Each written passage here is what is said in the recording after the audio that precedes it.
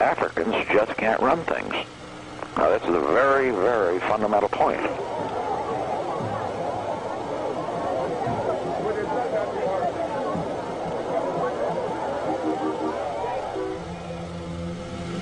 There are many other areas, as you well pointed out, where they can beat the hell out of us. Now, and they should be proud of those.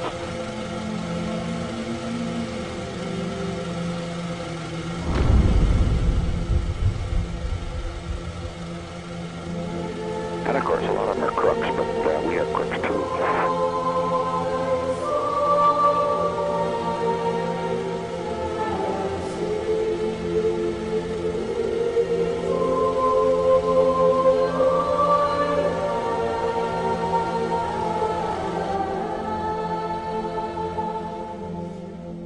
The Africans just can't run things.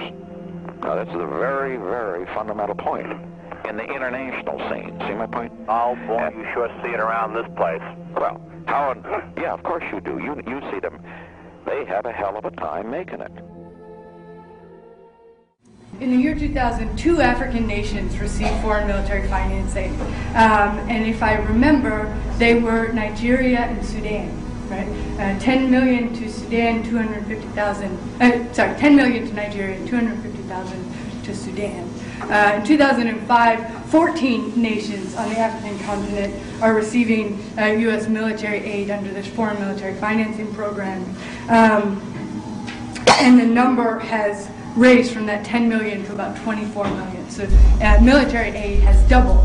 If we had no other reason to oppose Africom, we should oppose it just because the International Peace Operations Association is foreign, right? And the International Peace Operations Association is a lobbying group, and it's a lobbying group for the Blackwaters and the DynCorps and the MPRIs, the Military Resources Professional Incorporated, and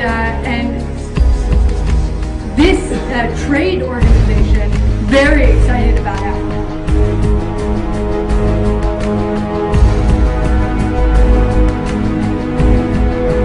The U.S. in 2003 received about 12% of its oil from Africa. Who can guess what that number is today? Any ideas? 24% of U.S. oil is now being sourced from the African continent. It is so critical for us to make the connections. It is not just Iraq, where the assumption is, why is our oil under their sand? But it's happening all around the world. And increasingly, Africa is being looked to source, to feed the U.S. addiction to oil. So Egypt remains the only country on the continent that's not going to be covered by the African continent. But the others, this is the proposal on the table, that if they're going to engage with the U.S., they must engage through this new Africa Convention.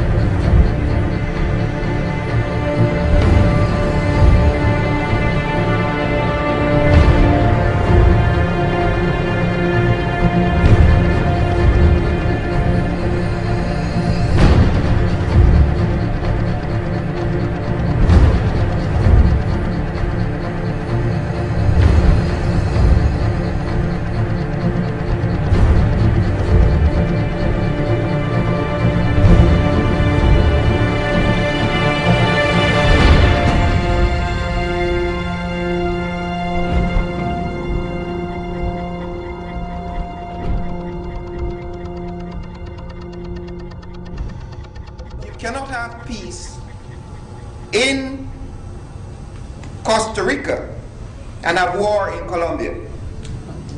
You cannot have peace in Botswana and have war in Angola. You cannot have peace in any part of the world when other peoples are at war. And so we want to join with those African peoples who are opposed to the militarization of the planet Earth, and in particular, the plans of the United States to militarize Africa. Do you believe that the United States of America want to support the implementing of security policies for Africa? We are saying if you do want to do that, then consult with the African Union and speak to the African people who want peace. Of course, recently there have been meetings in the Pentagons, and they say the real reasons they want to have the African Command is they want to make sure there's no disruptions of African oil, and they want to protect African oil. You want to protect African oil from who?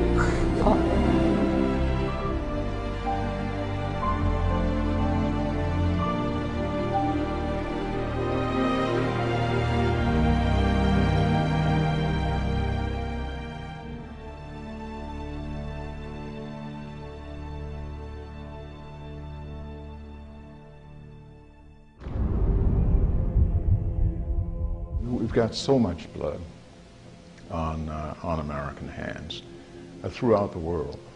If you look at all of these crises along the West African coast, Sierra Leone, Angola, Congo, you just run from one to the other, and you see all of this bloodshed, all of this killing.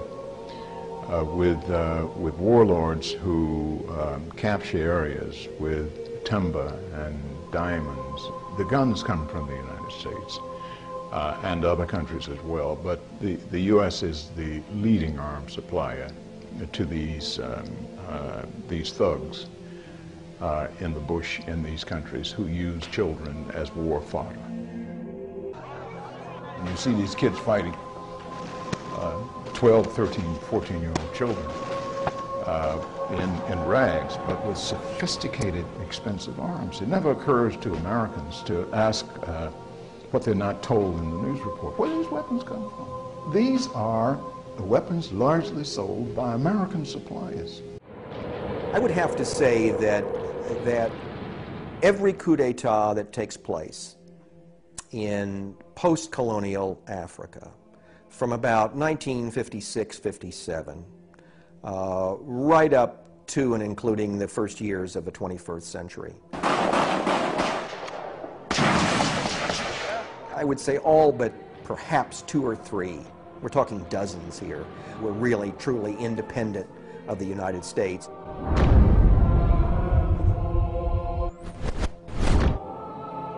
I said assisted genocide.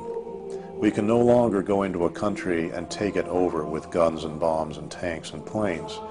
That would be condemned by the world. But instead, we allow the people to kill themselves.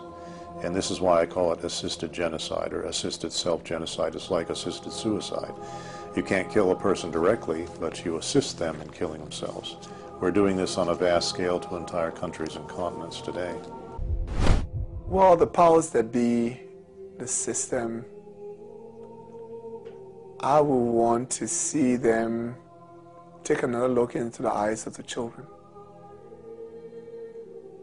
and basically rethink the greed and the genocide, the destruction of the children.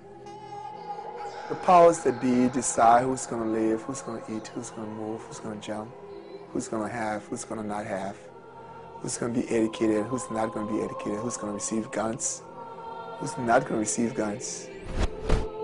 I have mixed feelings. I receive their ambassadors. They change all the time, and I've had it. I love them. They're so kind and so nice. And they're children.